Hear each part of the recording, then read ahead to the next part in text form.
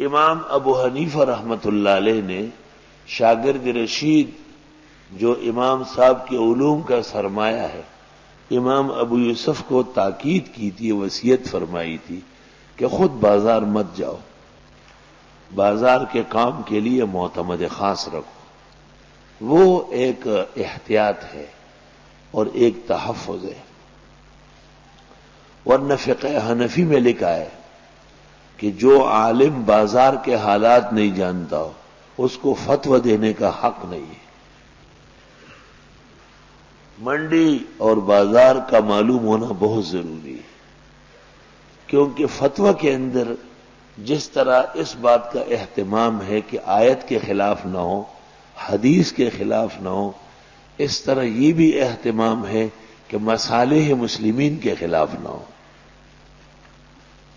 ہماری ہدایہ کے اندر یہ مسئلہ وہاں لکھا ہے جہاں وہ لکھتے ہیں کہ یہ مفضی للنزاع ہے۔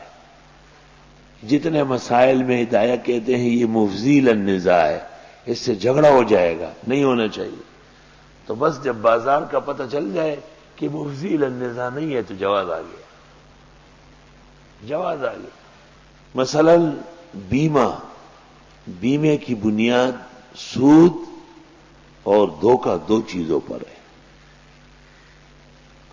تو علی الاطلاق ناجائز ہے، لیکن بعد میں مفتیوں نے دیکھا کہ اگر کسی کی دکان، کارخانہ بیمہ نہ ہو اور کسی وقت بھی آگ لگ گئی، وہ جل گیا تو بیڑا غرق ہو جائے گا، تو قابل علماء نے اجازت دے دی کہ اشیاء کا بیمہ جائز ہے اور ذات اور جان کا بیمہ نہ کرو۔